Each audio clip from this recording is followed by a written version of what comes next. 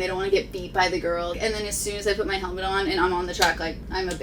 Like, what if I beat you? I like that. Would you be happy? That's okay. That's okay.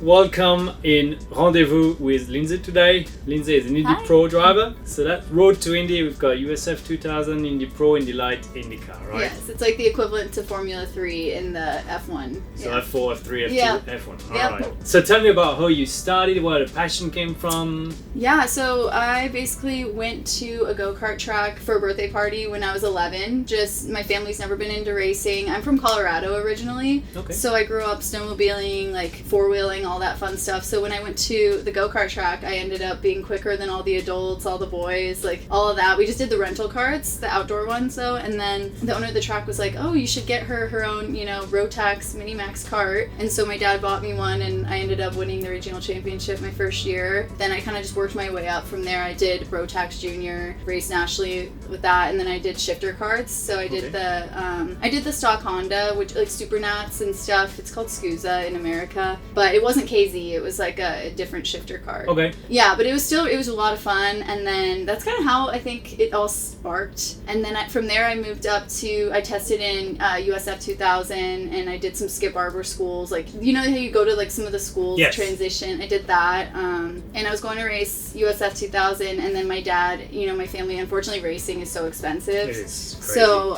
my parents couldn't financially support me, and they said it's either, college or racing, and they kind of they said, you need to go to college. So I went to... They're right. Yeah, I got my degree. I went to San Diego State. I did race my freshman year of college in these funny cars called Legend cars. Yes. So I won the championship in that in 2015, 2016, my freshman year of college. And then, the unfortunately sponsorship ran out, and I didn't race for 3 to 4 years, but I got my degree in business. So I graduated back in 2019, right before COVID hit, which was good. But then, last year, 2020 didn't race. Last year I raced touring cars and some Skip Barber F4 stuff, and then now this year, big step up to... that's a big step. It's a big step, yeah. It's basically jumping from, F4. It was a slowed down version of F4 too, so they were pretty slow cars up to this, which is... So you're discovering most of the tracks? Yeah, I mean, I've never been to Toronto, I've never done a street race before, so I'm really excited for this weekend. Bit nervous, but, I'm just going to build my way into it. Luckily I've been to Indy and Road America, which were the other two tracks I've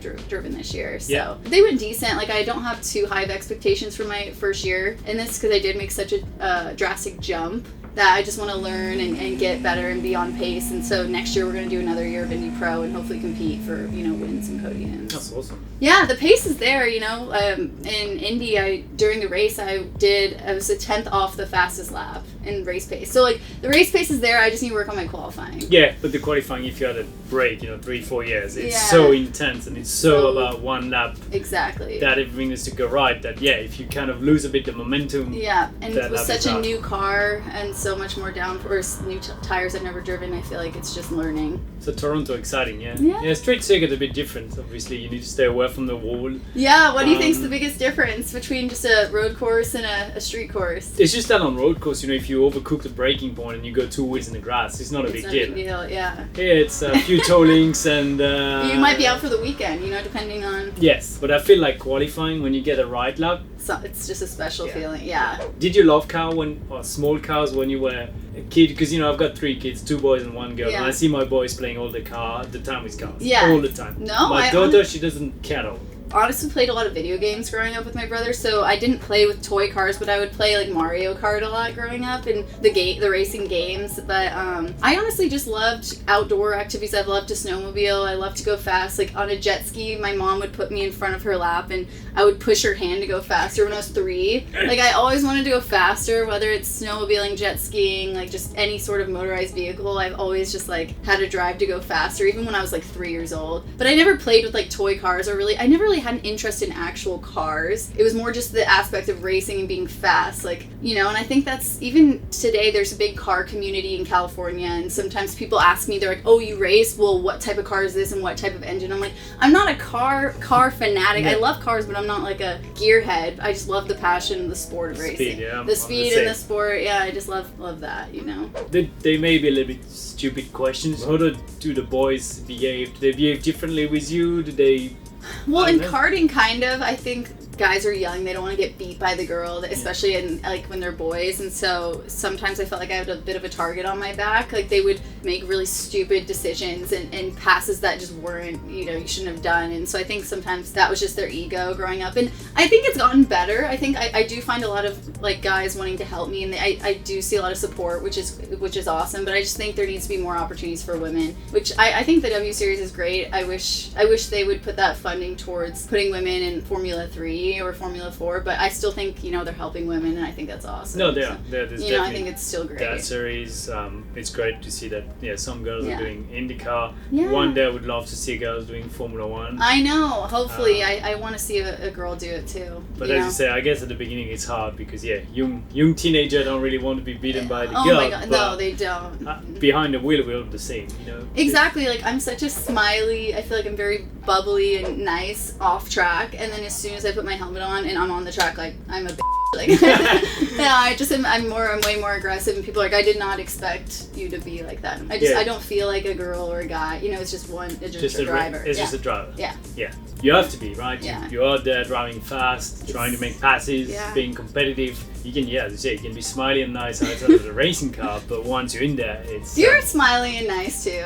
I feel like some drivers are very serious, and I think it's just their personality, but it's some people take life too seriously outside of the paddock, and take it seriously without taking it yourself seriously. Yeah, that's just the right balance. Exactly. But it's awesome, and that's what I like in IndyCar. I like it's doing way those interviews more chill and with the drivers, with you, with everyone. It just feels like it's pretty cool. It's more of a family in IndyCar, from what I've seen. It's just much more relaxed. It is, and there's a community. There's respect between drivers. I don't know if it comes because of the ovals. Yeah. And ovals, you have to rely on the other not to be stupid. Yeah. Because then it can be both lives in danger. Didn't Max just say he doesn't want to do the Indy 500 because he's like, I don't want to risk my life? Yeah, he did, yeah. And it's true. It's valid. Absolutely. Yeah, so there's a lot of respect for each other, I think. And I said the same before I came to Indy. You're like, screw the oval. No, I'm doing ovals. Did you like it? Was Yes. it worth? Is there a different thrill with it? Yeah, Scarier? there's something very special about it. On super speedway like Texas or Indy, it's not so much a driving skill, but it's more your racing skill and how you understand how things gonna plan out. On short ovals like Iowa or Gateway, then there's a lot of driving, and right now I prefer it more. We have to drive. Well, I didn't do it this year, but next year we have to drive at Lucas Oil, and it's the smallest. It's like 0.3 miles. And Really? Yeah, Indy Lights doesn't even run it because it's too powerful. And I arguably would say Indy Pro is a little bit too fast. Is it the one in Indianapolis? It's just outside. It's that. Oh yeah, it's like a bus. Yeah, it is. The laps are like 15 seconds. It's crazy. Well, in Iowa we do 18 seconds in IndyCar. So you see, yeah. But there's quite something with it. It's different, just to feel in the car and how it behaves. And first of all, it doesn't go straight on a straight line. No. So it's so weird initially. It's so weird when you're starting the car up and it wants to move. You're like, what? But when you get it, it's cool. An Indy 500, if you have the chance to do it one day. I hope one day. That's the goal. Maybe one day. I hope so. Maybe I'll still be racing. Maybe I know. not. What if I race you in like 3? Well, because I'm hoping 3 to 4 years. That's the goal. So what if I beat you? I like that. Would you be happy? That's okay. That's okay. No, there's 10 questions that I'm gonna ask you. Okay. Is your bed made right now? My bed in California is made because I'm leaving for a month. I'm going to Europe after this for a few weeks, but my bed at the hotel is not made at all. Okay. Yeah. What's your guilty pleasure? In-N-Out animal fries. Oh, what's one of your nicknames? Lil Brew. Lil Brew. It's like people in high school called me that, and it could be my rap name. Can you rap? No, not at all. What item is worth spending more money on? Oh, cars. Or racing it. You forget how much money you actually are spending, but it's just, you love it so much. So, I mean, that's cliche, but true. If you could afford any car, which one would you drive? The LaFerrari. There's someone saying so that. basic. Pato Ward gave me the same answer. I love it. It's my dream car. I mean, McLaren P1 also. The Senna's nice too. I don't know, but the LaFerrari. Your celebrity crush? I would have to say Leo DiCaprio. That's so basic. Or Christian Bale. But when he's in American Psycho. Do you have a phobia? Spiders. I think it's called arachnophobia. I actually am terrified of bugs. Like, I don't mind going 160 miles an hour in the Indy Pro car, but if a spider was right here, I would lose my mind. Or do you usually answer the phone? How do I answer the phone? Yeah. It's funny, I always answer them like, hello, like with a question, and everyone's like, it's me calling, you have caller ID, but it's something, I don't know why, I always am like, hello? And they're like, Lindsay, it's your mom, like, it's me, it's not like a stranger calling. any hidden talent? Piano. I can play the piano. Yeah? That's awesome. Where's your happy place? If not the track, then it's at Laguna Beach. I love being at the beach with my friends, and I love to travel, so... Well, thank you very much. Of It was a course. pleasure talking to you. Yes, pleasure. As always, make sure you subscribe, you like, you follow Lindsay on Instagram. I'll Yeah. see you on track. See you on track. Later.